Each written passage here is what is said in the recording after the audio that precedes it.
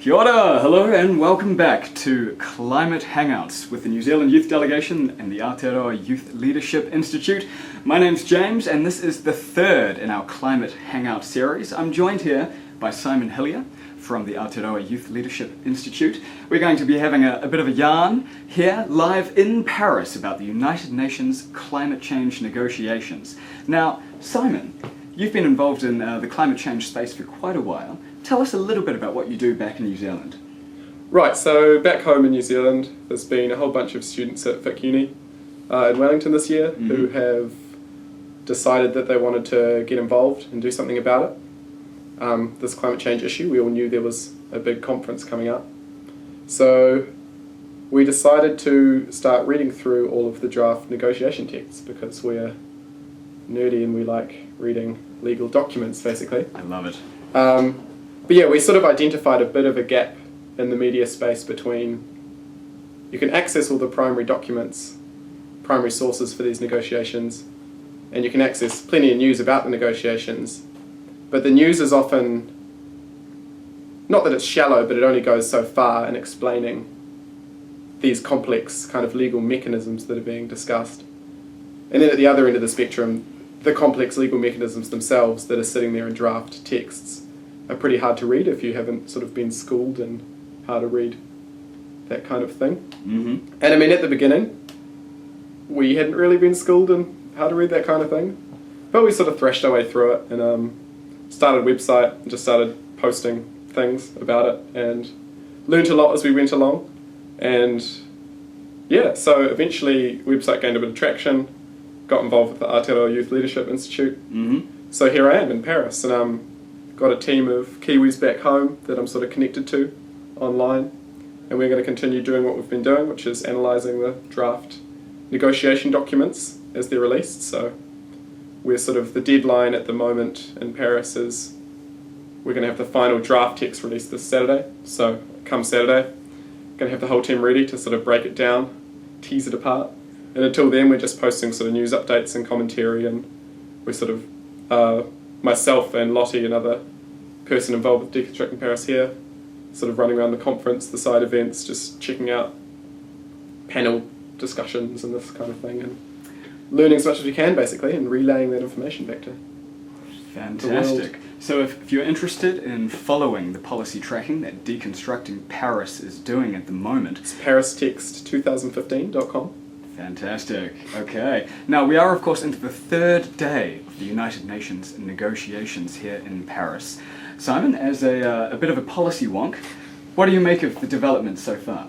Right, so yesterday's developments were very technical, basically. Almost not worth trying to describe what it was. It was basically the gears started turning on the actual negotiations. And where we're at today is we've got spin-off groups that actually the press can't attend, so we currently don't know what they're doing. Sort of sub-bodies within sub-bodies discussing different aspects of the draft text all at the same time and probably unaware of what's going on in the other meetings, so it's very complex. So the actual negotiations haven't gone too far yet. The big thing that's happened this week is the leaders event, which was on the first day. Okay. And so I was sort of sitting in the media space that day with multiple streams open at once, with one stream with one leader talking and another stream another, and a press conference in another room, and changing the volume depending on which one was more interesting, and furiously taking notes. So we had every leader of every, head of state of every country speaking at this press conference. The most heads of state ever at a UN event, actually, which is pretty interesting. Including New Zealand's Prime Minister John Key, of Including course. old John Key, he was there. But Smile on his face. JK aside, were there any speeches which particularly stood out for you, Simon? For me, the president of Kiribati, I believe it was a very eloquent and emotive speech. I think actually most of the Pacific Island speeches were very sort of heart-wrenching, essentially, because they're the countries who are looking to suffer the worst, to the point of these low-lying island nations could essentially become uninhabitable with sea level rises that are projected with the current national pledges that nations have taken. So nations have put in pledges, but currently they're not enough to prevent the goal of 2 degrees of warming. And there's Pacific Island states and other vulnerable countries are pushing for 1.5 degree of warming as an upper limit. And actually, other speeches that were pretty interesting were some of the bigger, stronger countries, like France and the USA, and they did actually acknowledge sort of the small island states, and they sort of were talking with more ambition than they previously had. So the overall takeaway from the leaders' event for me was that there definitely is political willpower across the board, more so than there has been at any point in the past. The positions of China, the EU, and the US are essentially converging, but political rhetoric and actual effective implementation of international law are completely different things. So what we've got to wait and see is whether the sort of the guidelines that the heads of state put out are enough for the negotiators to create a good draft text this week, and then that draft text has got to be kind of wrangled out with ministers sort of figuring out the political elements of it next week. So there's still a long way to go, despite a lot of political rhetoric saying that we're nearly there. That's right. We do have another 10 days of negotiations to look forward to. Now, just to close this discussion, Simon, 10 more days of negotiations. What do you think will be the key issues for the New Zealand negotiators to try and tackle? Well, New Zealand, our stance is often very much in line with sort of what the USA is pushing. And currently I think we haven't been pushing for binding mechanisms in the text, binding legal mechanisms in the text beyond sort of basic things like monitoring. And the US has actually just changed their position, saying, hey look, we're happy to do binding for, I believe, sort of a review mechanism. So every 5 years it's required by law for countries to come back and review their commitments. So it'll be interesting to see whether New Zealand changes on that kind of thing. I suspect they will. The New Zealand government doesn't have the best track record, to be honest, with our climate change law and that kind of thing, but even at the speakers' event they ratified the second commitment period of the Kyoto Protocol, which is a previous agreement under the UNFCCC, which the technicalities of it aren't too, it doesn't actually mean that much that we've done it, but it was definitely symbolic. I think New Zealand is, we're small enough that we're getting swept up along with the kind of the tide of the global political landscape. And to be honest, love it or hate it, that has always been New Zealand's position. It's not to be a leader on this, but to follow along with it. So I don't see New Zealand being a huge hindrance to any of the negotiations coming forward. The only other thing that they've constantly reiterated that they want to bring up is a strong acknowledgement of agriculture in the final text, distinguishing between different types of emissions, because currently New Zealand's stance is that we cannot reduce methane emissions from agriculture, which make up actually 50%-ish of our emissions, without having a hugely burdensome cost comparative to other developed nations, and that's why we're not doing it at all. So it'll be interesting to see whether that gets in the text, because we're one of the only countries pushing for that, because most other countries with large agricultural footprints are developing countries and they've got different priorities. Very interesting indeed. So that's my take on that. Well, you mentioned just before that New Zealand is unlikely to be a hindrance at the negotiations.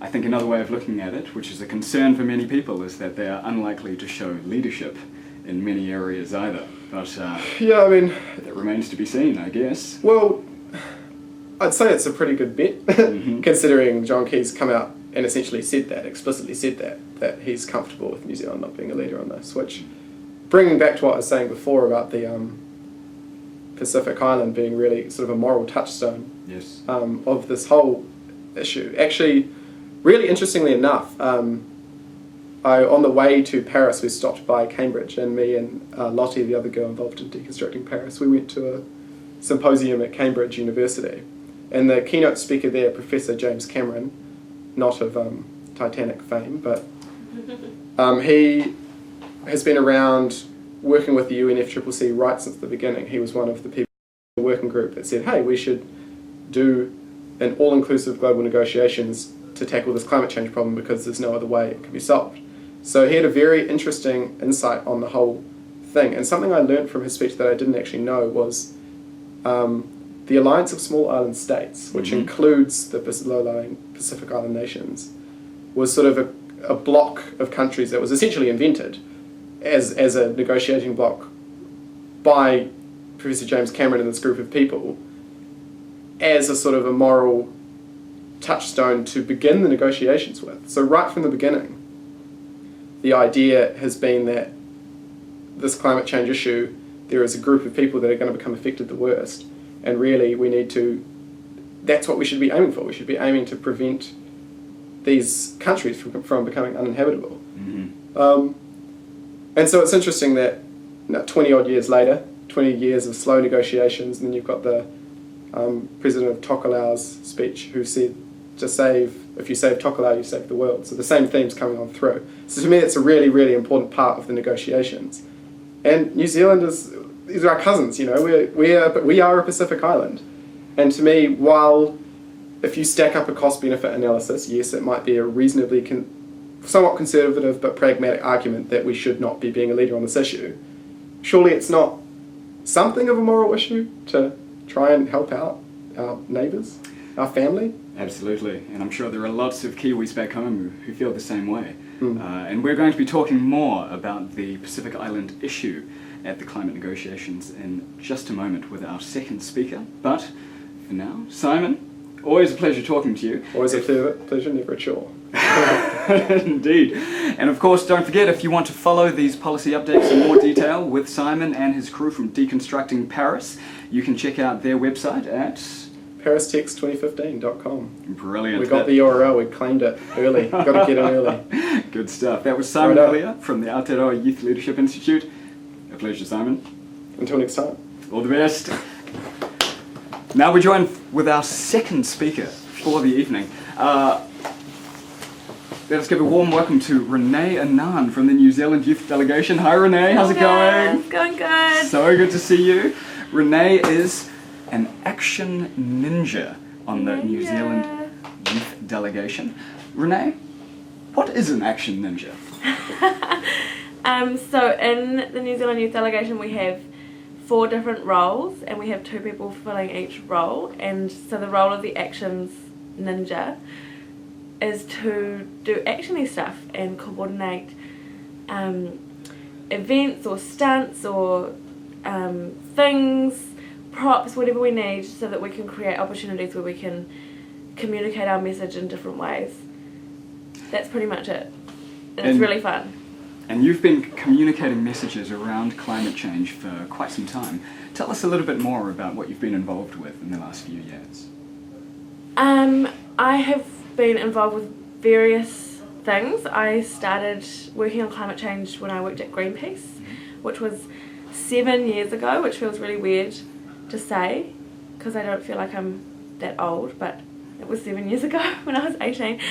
And I had to learn about all of the issues so that I could communicate them to the public, and just became really, really passionate about climate change and the impact it's going to have and is already having on people around the world and future generations.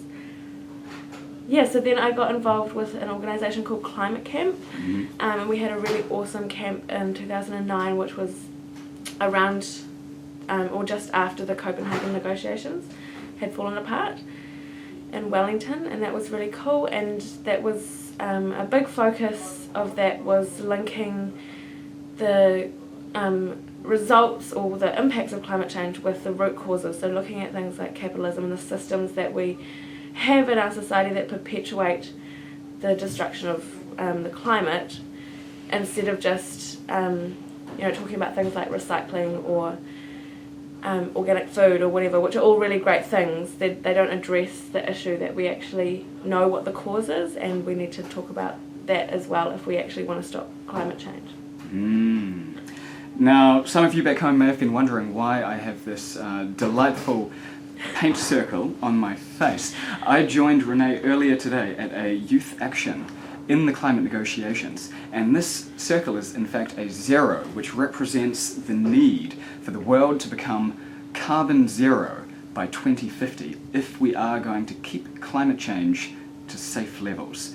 Renee, why do you think it's important that young people are able to express themselves in this way at the climate negotiations?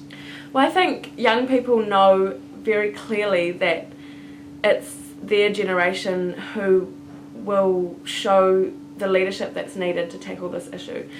And in the space of COP21, like in the actual physical space, it can often be quite disheartening, because it can be a lot of talking, a lot of text, a lot of things being taken out of the agreement, things being put in the agreement, and I think bringing the heart messages and the stories and the reality of climate change is so important, and it has been youth who have shown leadership on that for pretty much the whole time, as I understand it, and it's appropriate because youth are the people who are going to experience even worse impacts of climate change as we move into the future.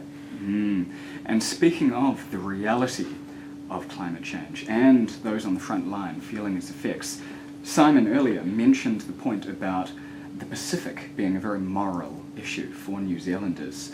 What do you think about that, Renee? Absolutely. I think if you look at the history of New Zealand and you look at it from a point of view that isn't Eurocentric, Aotearoa New Zealand has a relationship with the Pacific that goes back a long, long time. And as Simon said, we are a Pacific island, and there's familial relationships there that go back long before, we had a government under John Key that set low targets, and I think that the large Pacific communities inside New Zealand who still have family and still have very strong connection back to their homeland are really starting to get involved with climate action and the call for climate action. I think that that's going to influence the way that climate activism happens in New Zealand quite strongly. And do you think New Zealand is doing enough? No. No. Does anyone think New Zealand is doing enough? No. I hope not. I certainly hope not. So what then does New Zealand need to do to help our Pacific neighbours? Well, I think that the solutions to climate change have been on the table for a long time. And like Simon said, what's missing is political will and ambition to do that.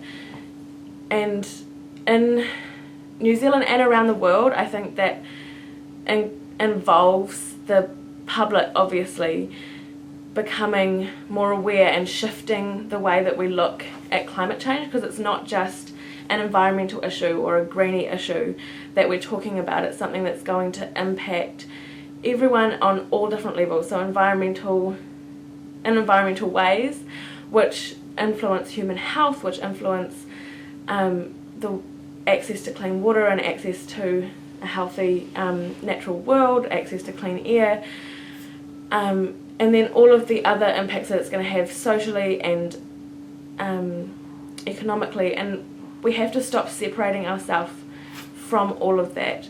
Yes. And shifting the way that we see our communities and see ourselves as individuals, and how we see our economy. Our economy isn't there for the sake of itself, it's there to increase the quality of life for people. So that means that when we're looking at the economy in relation to climate change, it should be an easy step to see that we need to change the way that we're using the economy, because it doesn't serve people. Well said, Renee, well said. And I think we see there a bit of a glimpse as to why these climate negotiations happening right now in Paris are so complex and so difficult for the world's nations to agree upon in terms of a course of action going forward. Absolutely. And the big feeling that the sense that I've been feeling in the lead up to Paris and and now inside Paris is that, you know, we're on a road through Paris. Paris isn't a silver bullet. There isn't something that's going to fix everything. If we get a deal, if we don't get a deal, it's not going to mean anything until the action actually happens. And there is already action happening, and it's coming from the grassroots, it's coming from people. And so whatever happens in Paris, don't lose hope. Just keep doing what you're doing and keep building that community movement, and we'll get there. We will get there. You've just heard from Renee Annan, the action ninja of the New Zealand Youth Delegation. Earlier we spoke with Simon Hillier from Deconstructing Paris and the Aotearoa Youth Leadership Institute. Thank you very much for tuning in to another installment of Climate Hangouts, and don't forget to tune in at the same time tomorrow night to see us beaming in live from Paris. For now, see you! Ka kite anō!